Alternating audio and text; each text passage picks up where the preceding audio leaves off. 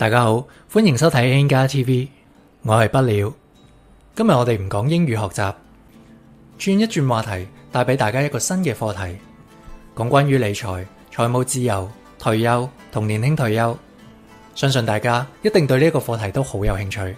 上年40歲，我開始咗財務自由嘅生活，冇返工已經1年有多，比以前返工嘅生活，呢1年我感覺到更加自由、健康同快樂。我希望呢一系列嘅課堂，我用過來人第一身嘅身份去分享一啲經驗、知識同想法，俾希望改善理財、規劃退休、想財務自由或者已經喺路上嘅朋友。記住睇到最後啊！我哋而家就開始啊！FIRE Financial Independence Retire Early 意思係財務獨立，提早退休。呢幾年好流行，但其實呢個概念更早可以追溯到20幾年前《富爸爸窮爸爸》呢一本書。20年前，我喺大學嘅時候已經受到作者羅伯特清崎嘅啟發，根據一啲大原則同埋努力，上年終於達到財務自由。10幾年嘅過程當中有苦有樂，亦有好多想法、個人經驗可以同大家分享，包括上年開始冇返工、第1年嘅改變經歷同埋心理調整等等。好多嘢坊間都冇講過，我諗我用20堂都講唔晒。呢一集我首先希望用幾分鐘去俾大家3個簡單嘅概念。第一，咩係財務自由？第二，點解要財務自由？第三，要幾多錢先可以達到財務自由？由虛無縹緲嘅概念變成實際可以達成嘅諗法同埋計劃，我哋嚟逐一拆解。第一，咩係財務自由？最簡單易明就係一個人嘅每月被動收入大過嗰個人嘅每月支出。被動收入係指透過資產收息，例如房地產、股票投資、銀行定期等收入，或者一啲其他時間投入較少而收入較多嘅項目，例如寫書或者作曲嘅版稅收入等等。只要每個月被動收入多於每月支出，就好似有一個隱形嘅工人幫你返工，然後佢將所有得嚟嘅收入都俾晒你過生活，你就可以騰出原來返工嘅時間做你任何想做嘅事，例如做運動、四處旅遊，總之做自己想做嘅事。例如我而家就可以做我想做嘅 YouTube 影片，我嘅分享如果可以幫到人或者有人中意，就算只係1、2個人，我都會好開心。第二，點解要財務自由？早幾個星期，港台節目鏗鏘集主題退休有法，如何安享晚年，有好多人收睇。我發現鏗鏘集每逢講關於退休、住屋、貧窮呢一類話題嘅時候，會有特別多人收睇。點解？因為根本就係香港人每一日24小時面對緊嘅問題。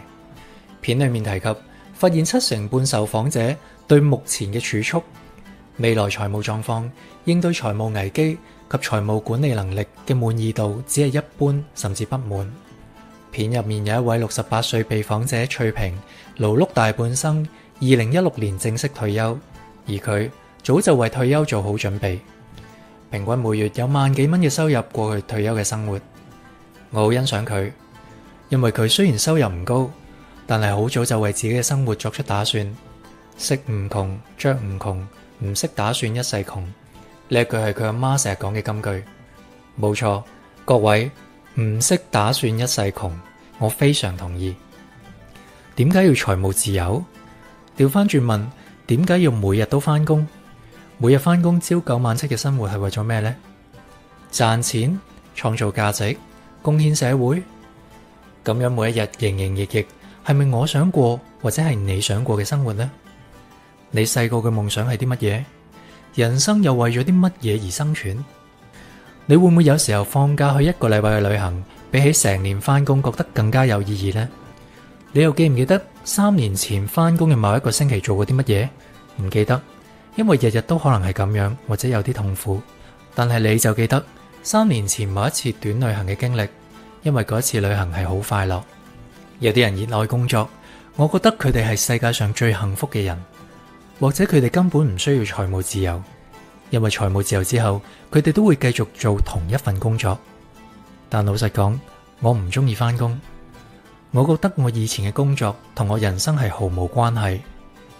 所有翻工時好重要、好緊急嘅事，當我每次離職嘅時候，我就發現根本唔重要，對我嘅人生毫無關係。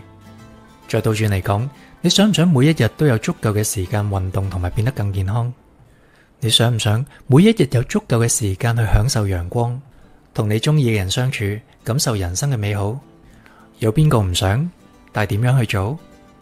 響度話俾你聽一個秘訣，相信你自己能夠做到，想象你已經成功嘅狀態，然後開始實行。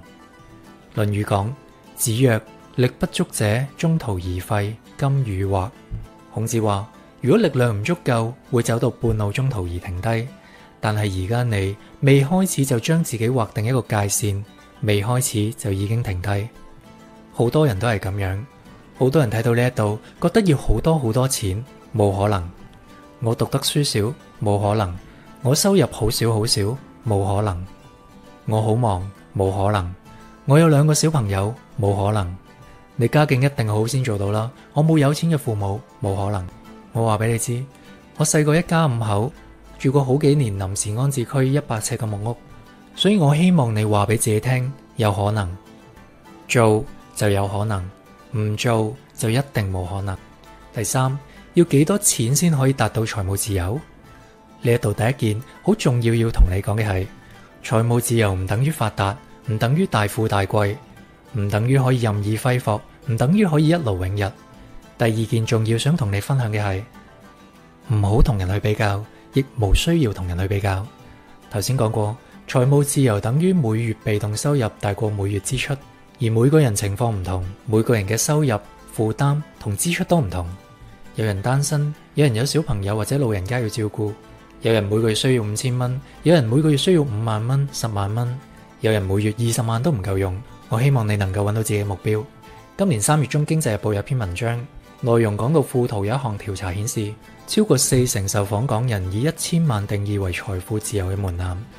而該人群最主要嘅收入每月2萬到3萬蚊，同埋儲蓄水平20到40% 中位數計算，單靠儲蓄需要111年先至可以達到財富自由。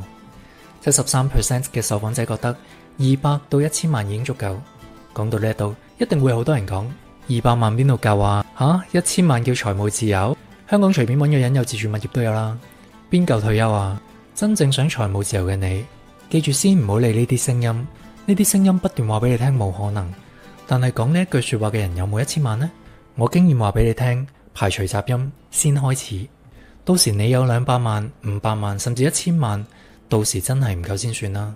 我搜集咗一啲關於香港人財富嘅新聞資料，做咗一啲統計。我哋睇下以下呢個表。簡而言之，全港現時有大約 7.4%， 即係43.4萬人擁有1000萬或者以上嘅資產。換句話說，你身邊每13個人就有一個千萬富翁，佢哋當中大部分嘅係固定資產，約400萬係流動資產，而全港只有大約1% 嘅人擁有2000萬或者以上嘅資產。另外，只有少於280個人擁有10億或者以上嘅資產。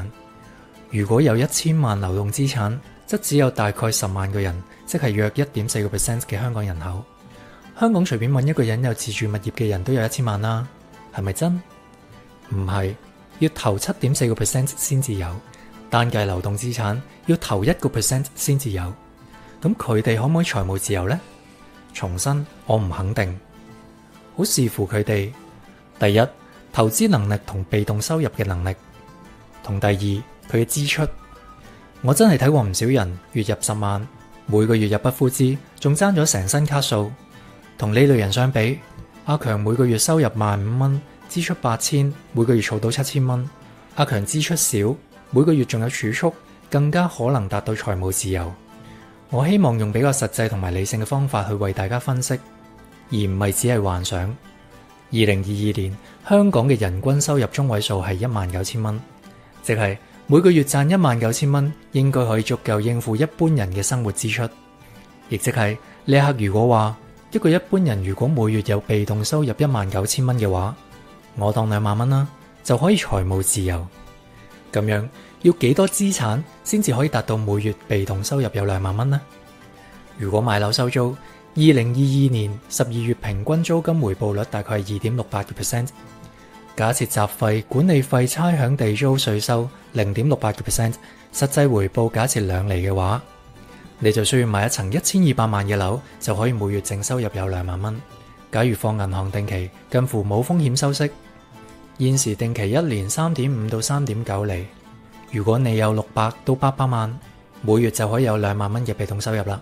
如果你投資有道，好有能力，買內銀股1年有8% 嘅利息回報，或者其他股票賺差價，令到每年穩定地有5%、8%，甚至有25% 嘅回報。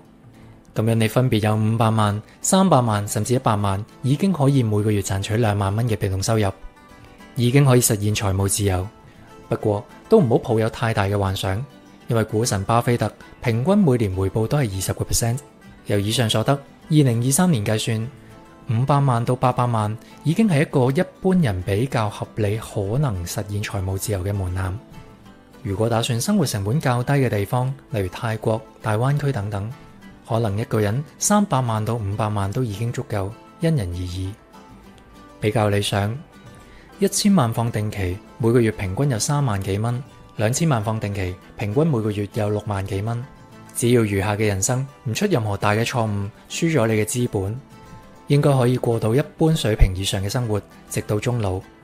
睇到呢一度，大家覺得自己需要有幾多錢先至可以財務自由呢？不妨留言同我分享一下。財務自由係咪就係咁簡單？當然唔係。例如要處理通脹同埋風險，有機會再同大家慢慢分享。中意嘅話，請俾個 like， 分享俾你身邊嘅朋友，同埋訂閱我嘅頻道啊！